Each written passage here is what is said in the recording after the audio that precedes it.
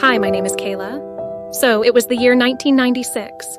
My biological mom cheated on her husband, got pregnant with me, and decided that she wanted to give me up for adoption because she didn't want me. Mind you, she's white. Her husband at the time was white, and they had 2 white kids together. But she had cheated on her husband with a black guy. Her family members were low-key racists and would not accept me. Racist? So she decided that the best thing to do would be to give me up for adoption. Even though she knew she wanted to give me up for adoption, she had absolutely no idea how she wanted to go about it. So in the meantime, she decided to join a support group. The first day the support group met, they decided to meet at a warehouse in King of Prussia, PA, and there were like 60 or 70 people there. The lady orchestrating the meeting was like, "Okay, who wants to go first? Raise your hand." My biological mom raised her hand to go first, and she said, "Look, I am white. I have a white husband. I have 2 white kids, but I cheated on my husband with a black guy, and now I'm pregnant. I want to give the baby up for adoption, but I have no idea how to go about it." She talked about how she was struggling, rambling on about how scared she was. And then the next person began to talk. So once everybody was done talking about what's going on in their lives, my birth mother went to leave. And as she was leaving, this couple, a man and woman, came running after her. The lady goes, "Excuse me, miss. I know this is going to sound crazy, but we've been trying to adopt a baby for years. We are here from Rochester, New York, and we literally drove all the way here today because our pastor, whom we're seeing for counseling for our childlessness at our church once a week for the past year, told us that this is where we were going to find our baby. The moment that you shared you are pregnant and that you wanted to give your baby up for adoption, I looked at my husband and I was like, oh my God, that's it, we found our baby." My birth mother was in shock and really didn't know what to do, but got their information, got to know them a little bit more. And that couple is my adopted mom and dad. I'm trying to adopt a baby. So my bio mom ended up telling her husband at the time the truth, that she cheated on him with a black guy. He obviously wasn't very happy about that. But they said, "You know what? We're going to keep this a secret. We're going to pretend that this is our 3rd baby because they had 2 other children already." Baby number 3, congratulations. So, all of their friends and family thought that my birth mother was pregnant with baby number 3. But then they were like, realistically, what are we going to do when the baby is born? And my biological mom said, "I know what I'm going to do." She said, "I'm going to tell them that the baby is stillborn." And so, on January 21st, 1997, I was born. She obviously gave me up for adoption to the 2 greatest parents I could ever ask for. And then, once my parents took me away, my adopted parents said she called them one last time before changing her number. She told them that her friends and family sent balloons, flowers, cards, and all of these things saying, "I'm so sorry for your loss," because she had told them that I had died at birth.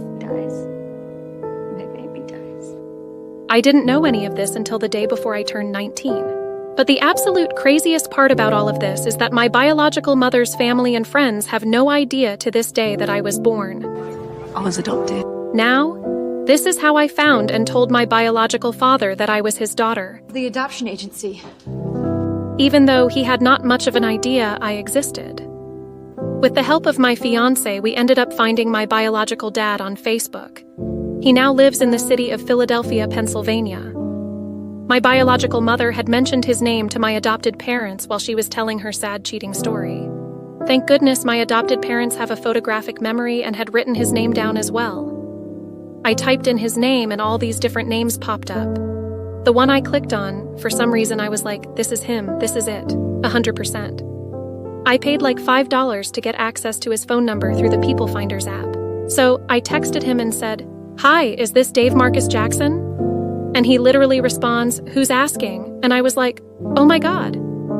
I told him that I was born on January 21st, 1997. I had been put up for adoption by my birth mother and I shared her name. Then I went ahead and sent a picture of me at that point when I was, I think, 21 years old. And then he responds to me saying, "Yes, I am your birth father. I know it."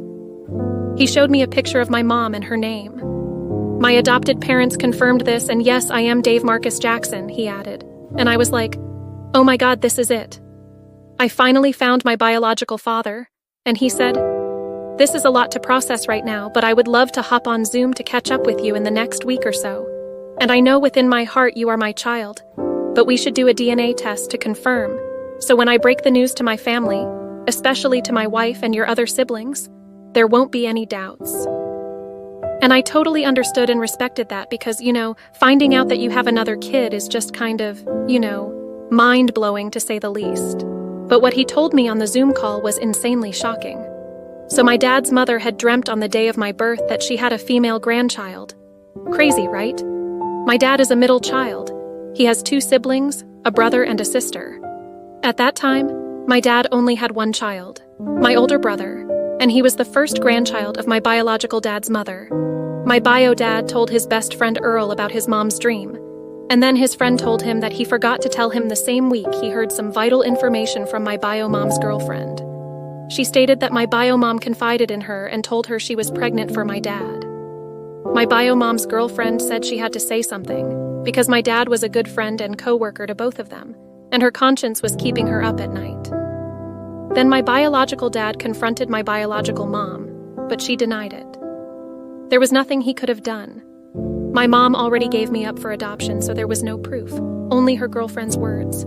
My bio mom claimed her girlfriend was lying and seeking revenge because they weren't friends anymore, and she just wanted to ruin her marriage to take away her husband from her. But my dad said deep down he and his mom knew I existed. Fast forward to now. At this time, we met a week later in Philadelphia and did the DNA test. They told us the results would be available within 7 days. The wait was nerve-wracking. When the 7 days arrived, I was in Philadelphia, and I was on my way to go meet him at the lab for the results. My hands were so sweaty. My heart was beating fast. I was driving and I felt like I had anxiety because my hands were cold and so sweaty. I remember pulling up to the lab, and as soon as I got out of the car, I saw him and his family members, like 20 of them. My legs were shaking, and I had to walk up the steps. My legs were still shaking, and my hands were sweaty, like I was extremely nervous. You are the father. The test results showed he was my father. Every member of his family embraced me. I felt so much love. I went back home and told my adopted parents everything that happened. They were crying and at the same time were extremely happy for me. I told them they would always be my parents, and we cried together. It was Thanksgiving time. My dad and his mother, my grandmother, invited me to Thanksgiving dinner. My adopted parents did not mind, so I gladly accepted. When I drove up to the house, I rang the doorbell and knocked on the door. I heard footsteps coming to the door, and I just remember my anxiety, like my heart was going 100 miles an hour. And as soon as I heard the door handle turn and he opened the door, I looked at him, and I cannot explain the type of connection. The only way I can explain it is that it's like you have a heart and there's a missing patch. And as soon as I saw him, I felt like that patch was restored and my heart was complete. We sat and talked and we drank, and it was just so wonderful. His wife was there, and she's incredible. She and I just felt such good vibes, like I feel it's weird because I kind of low-key have the same mannerisms as my dad. It was just such a beautiful, wonderful, heartwarming, and awesome experience. It was incredible. Now we keep in touch and we talk all the time. I'm invited to family functions with my other siblings. We share him as a father, and it's just such a beautiful, wonderful experience. I'm so grateful. I think maybe the reason that I felt a crazy connection to him versus my birth mom is because, growing up, I knew she gave birth to me. You don't forget that even if you give a kid up for adoption, I know she knows about me. But my birth father had no idea. I didn't even know that he knew I existed. I knew nothing about him. So he was just kind of like in my thoughts, which is the best way I can explain it. But he's so special to me. Having such a strong and great connection with him really just makes me feel so blessed. As for my birth mom, she never tried to reach out to find out about my well-being. So, I just leave things the way they are when it comes to my birth mom. But for my dad, I'm so happy I found him. Please subscribe to get notified when the next story is posted.